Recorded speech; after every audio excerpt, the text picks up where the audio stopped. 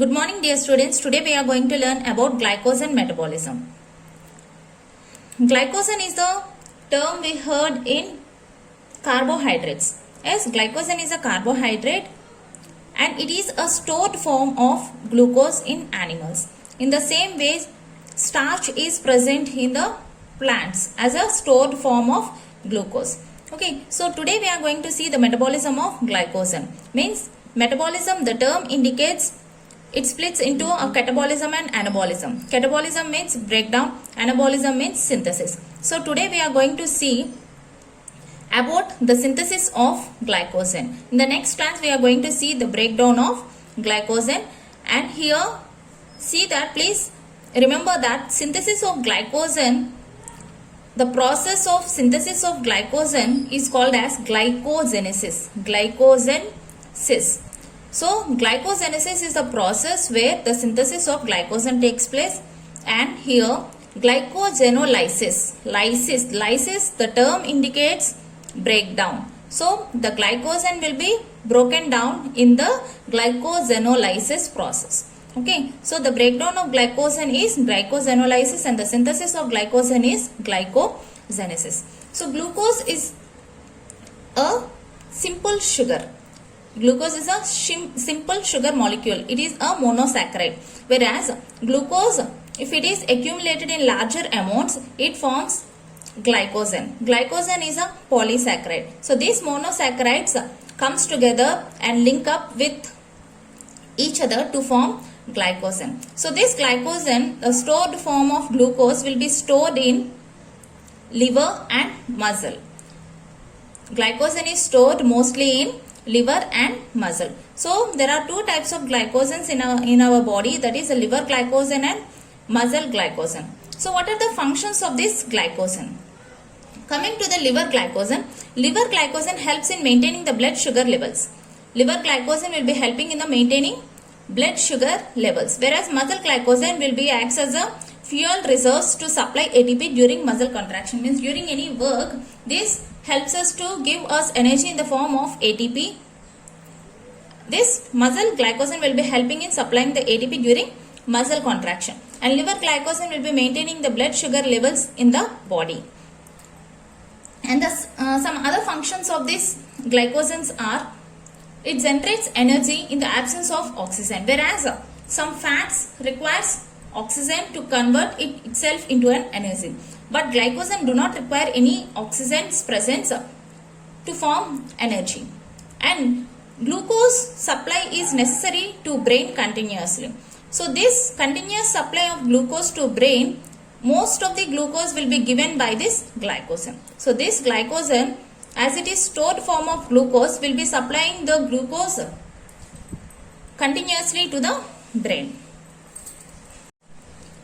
Today we are going to see the synthesis of glycogen from glucose, that is the process of glycogenesis. So glycogenesis is a process where glycogen is synthesized from the glucose. It also takes the help of ATP and UTP to convert glucose to glycogen. So this entire reactions takes place in the cytosol. Means the glycogenesis process takes place in the cytosol. This glycogenesis will be taking place in 4 steps. So what are the 4 steps? First step is synthesis of UDP glucose. Second step is requirement of primer to initiate glycogenesis. And the third step is glycogen synthesis by glycogen synthase. And the fourth step is formation of branches in the glycogen. So these 4 steps we will see in detail now.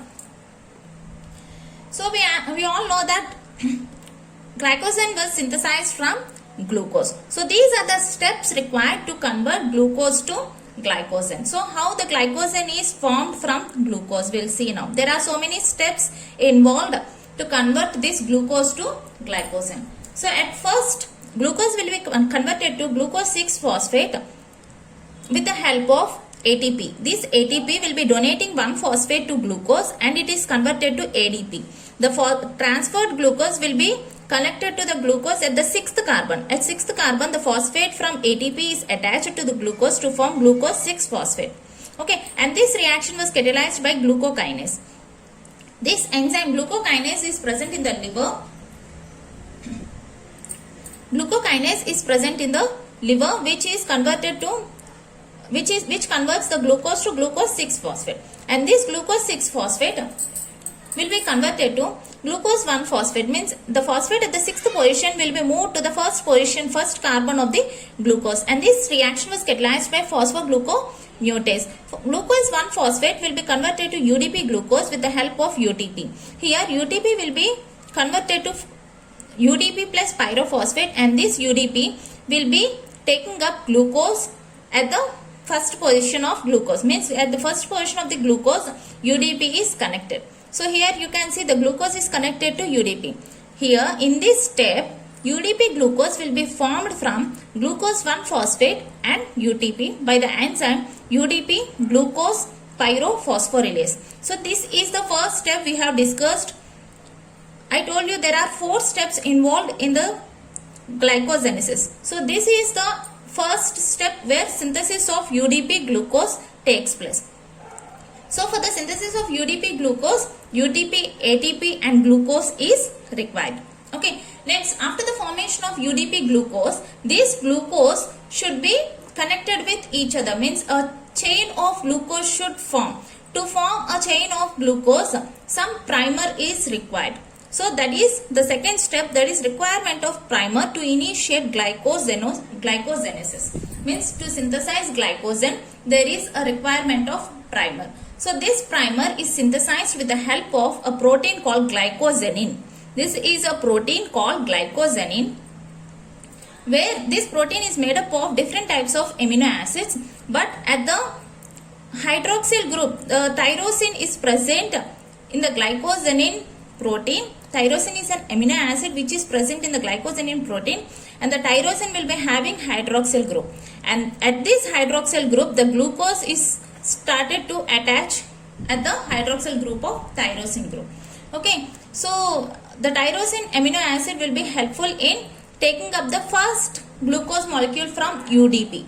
Okay, so this glycogenin will be taking the glucose molecule and removing the UDP from it.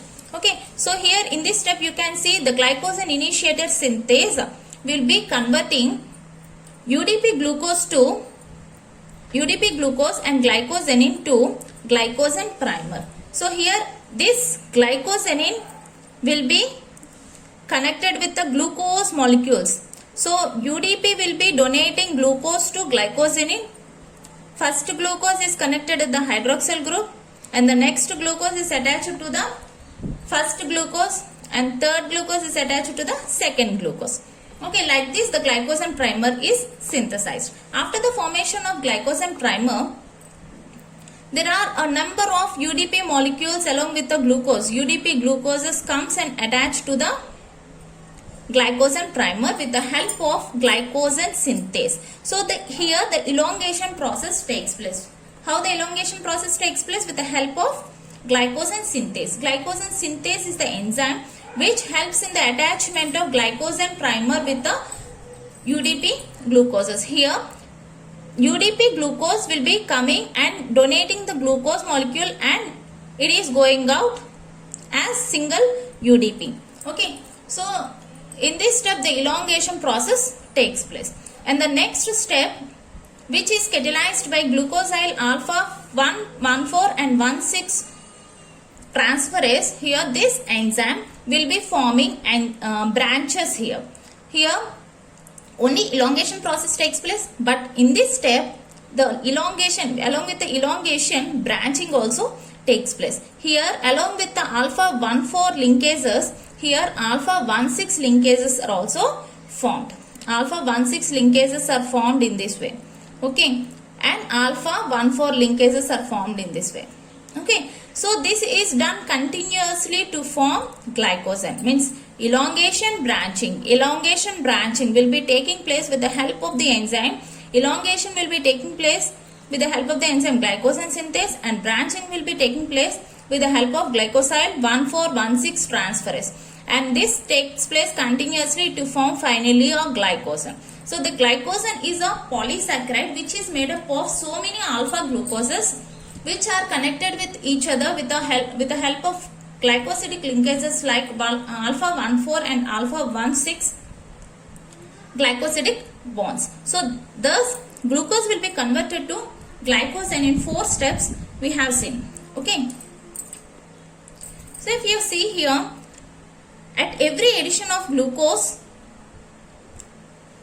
there is a requirement of 2 ADP. So here glucose chain will be present. For the glucose chain, 1 glucose will be attached.